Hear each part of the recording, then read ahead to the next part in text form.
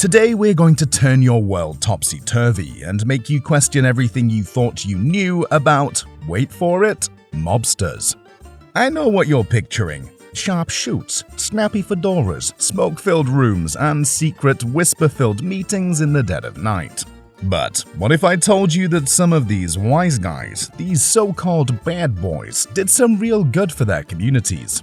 That's right, these fellas, while operating in the underbelly of society, also played the part of the anti-hero, the Batman, if you will. Get ready, because you're not going to believe some of these stories. Now, put on your fedoras, light up those cigars, and let's jump right into it. Al Capone. Fasten your seatbelts, folks, as we take a wild ride back to the roaring 20s with Al Scarface Capone, the Windy City's most notorious resident. This legendary mobster stole the spotlight, captivating America with his notorious exploits and audacious personality. Now, our pal Capone didn't just wake up one day as the kingpin of Chicago. Oh no. His career in the criminal underworld began during his salad days in the 1910s, in none other than Brooklyn, New York. Rubbing shoulders with the likes of the 5 Points Gang and the Brooklyn Rippers, young Capone was the guy at the door of many a shady establishment, doubling as a bouncer and a doorman. Word on the street is that it was during one of these gigs that he collected the trio of facial scars that earned him the notorious nickname Scarface. But you know how it goes with these shadowy affairs. Exact dates are as elusive as a slippery eel. Capone was no ordinary Prohibition-era bootlegger. His rebellious antics of slinging illegal hooch made headlines, but behind the scenes, he was a force to be reckoned with. He had an unparalleled talent for erasing his rivals in the most chilling ways, shaking down businesses, greasing the palms of officials, and scaring the bejesus out of potential witnesses. And just when you thought you had old Scarface pegged, he pulled a fast one that left everyone gobsmacked. Out of nowhere, this hard-boiled gangster set up one of the first soup kitchens in Chicago. Can you believe it? A mob boss with a heart that wasn't made of stone. This haven didn't just dish out warm food to the city's downtrodden, it also offered jobs to the lucky few. Long before the Social Security Act swooped in, Capone's Soup Kitchen was a lifeline for unemployed Americans left high and dry. In the gloomy depths of the Great Depression, Capone emerged as an unexpected beacon of hope. His soup kitchen became a haven, offering not only hot meals, but a respite from the grueling realities of life on the streets. And here's the grand finale, folks. Even after kicking the bucket, Capone's legacy loomed large, fueling the fires of fiction, giving rise to a legion of infamous crime lords and scheming criminal masterminds. Now, how's that for a legacy? Yakuza. Alright fam, let's take a wild ride to the land of the rising sun, where sushi isn't the only thing that's raw and real. Infamous for their mischief, wild tattoos, and let's not forget their finger-chopping ways. Who said these guys didn't know how to leave a lasting impression? Imagine seeing these fellas strut about town. They're like walking works of art, their skin adorned with vibrant tattoos, dressed in everything from traditional kimonos to slick Western-style suits. Talk about setting trends, but don't let the fashion fool you. These tough guys run the underworld in Japan. These wise guys dabble in everything. From extortion and running rings of ladies of the night to striking fear in the hearts of regular folk.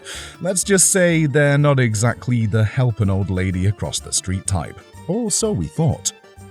Rewind to 2011, when Japan was rocked by a massive earthquake, and an unforgiving tsunami wreaked havoc.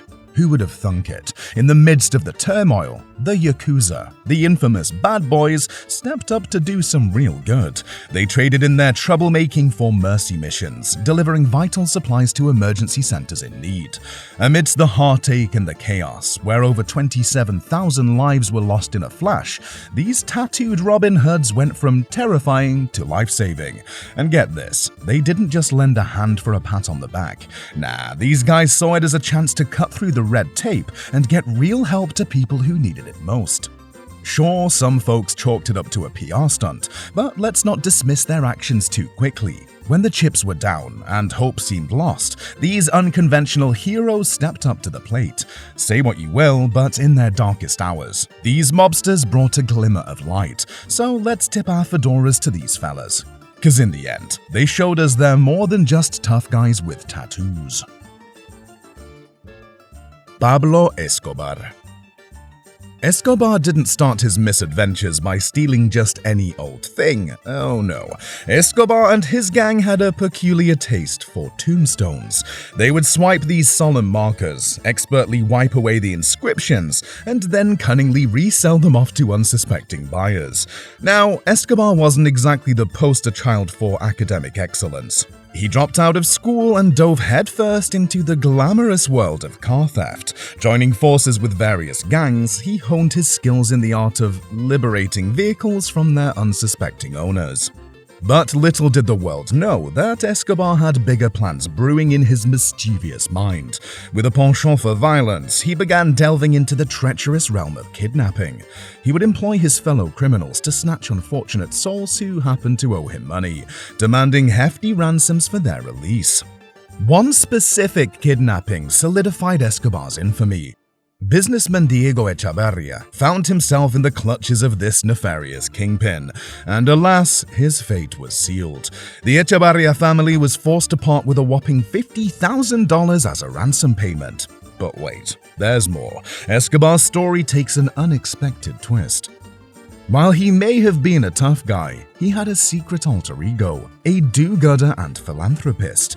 Yes, you heard that right. Beneath the layers of deceit and villainy, Escobar had a soft spot for his fellow Colombians. Using his unimaginable wealth earned through his drug empire, he embarked on a mission to transform the lives of the underprivileged. He built schools, paving the way for brighter futures. He worked tirelessly to ensure access to clean water. And Escobar didn't stop there. He generously provided healthcare, supported churches, and even invested in affordable housing. Quite the Robin Hood, wouldn't you say? Now, let's be clear. Escobar's rap sheet is long and dark, and that cannot be brushed aside or justified. But it would be remiss not to acknowledge the positive impact he had on his community. Charles Lucky Luciano. Strap in as we weave the saga of Charles Lucky Luciano, a sly Italian-born charmer who slithered his way through America's shadows, earning him the nickname of the Godfather of modern mobsters. With a devilish grin and a propensity for trouble, Luciano left his unique brand on the world of organized crime as we know it today. Making his bones in the infamous 5 Points Gang, Luciano deployed his wits and street savvy to ascend to the pinnacle of the underworld. This crafty wise guy was instrumental in sculpting the National Crime Syndicate, a covert alliance pulling the strings on illicit operations nationwide. But for Luciano, the path to infamy wasn't all high roller glitz and glamour. After the bloody crescendo of the Castellamarese War, Luciano decided it was time for a mob makeover. With a flick of his fedora and a sidelong grin, he called checkmate on the antiquated boss of bosses title that Salvatore Maranzano was clinging to. Instead, in 1931, he introduced a novel power structure dubbed the Commission. A game-changer move that cemented his legacy as a true Mafia maestro. But let's not allow his life in the shadows to eclipse his unexpected foray into the role of a wartime hero. When World War II came a-knockin', Luciano ditched his Tommy gun for a new kind of weapon. His charisma and influence. He pulled strings to shield the hustle and bustle of New York City's docks from labor strikes and German saboteurs. Call it an attempt at redemption or just good PR, but who doesn't appreciate a comeback story? As a cherry on top, New York Governor Thomas Dewey, the very man who once put Luciano behind bars, decided to offer our Sly Fox a get-out-of-jail-free card. The twist? Luciano had to pack his bags and say sayonara to Uncle Sam's land, setting sail back to his birthplace of Italy. And just like that, Luciano slipped away, leaving behind an indelible trail of myth and legend. Have you previously heard of these mobsters? What do you know about them? Share your thoughts in the comment section below. Give this video a thumbs up and subscribe to this channel if you haven't for more updates.